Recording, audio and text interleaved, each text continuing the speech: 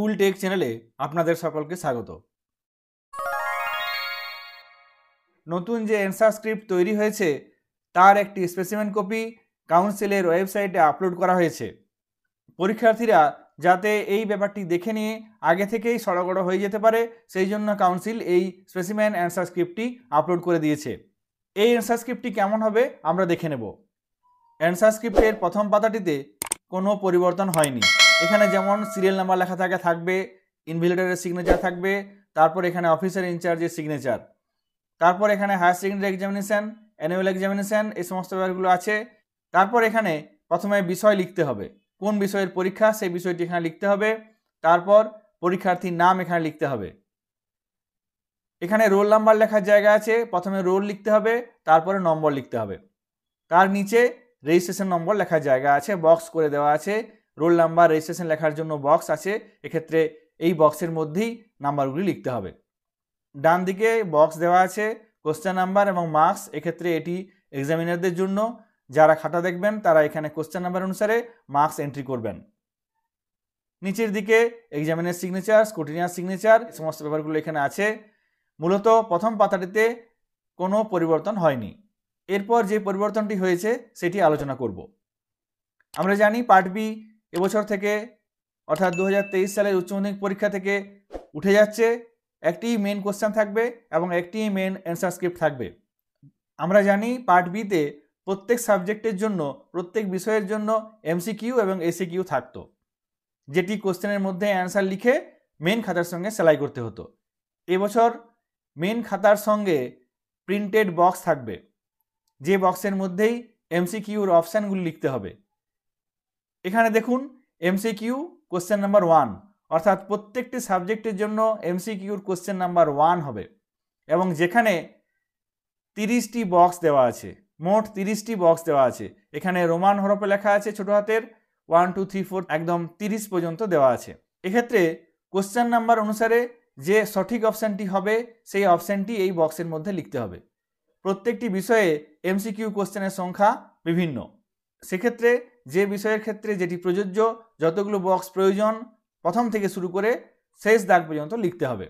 অর্থাৎ কোনো বিষয়ে, যেমন বায়োলজিক্যাল সায়েন্স বিষয়ের ক্ষেত্রে 14টি এমসিকিউ থাকে, সেক্ষেত্রে 1 2 3 4 5 6 7 8 এরকম করে প্রথম 14টি বক্স আছে, সেই বক্সের মধ্যেই অ্যান্সার লিখতে হবে। পরবর্তী বক্সগুলো ফাঁকা থাকবে। আবার যেমন বাংলা বিষয়ের ক্ষেত্রে এমসিকিউ থাকে 18টি, সেক্ষেত্রে প্রথম 18টি যে নাম্বার দেওয়া আছে 1 থেকে 18, সেই 18টি বক্সের মধ্যেই লিখতে হবে, অন্য বক্সগুলো ফাঁকা থাকবে। বিভিন্ন বিষয়ের ক্ষেত্রে এমসিকিউর সংখ্যা বিভিন্ন হওয়ার জন্যই এখানে মোট 30টি বক্স দেওয়া আছে, কিন্তু কোশ্চেন নাম্বার অনুসারেই এখানে উত্তর লিখতে হবে।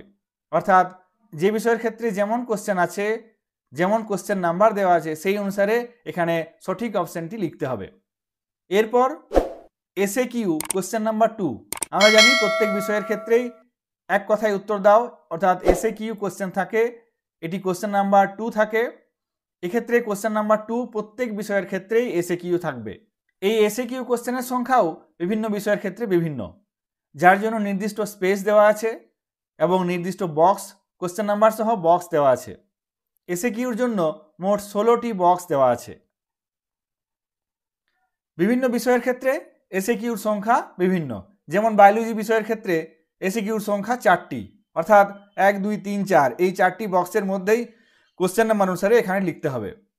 আবার বাংলা বিষয়ের ক্ষেত্রে এসএকিউর সংখ্যা 12টি, সেক্ষেত্রে যেমন কোশ্চেন নাম্বার আছে সেই অনুসারে 12টি প্রশ্নের উত্তর লিখতে হবে।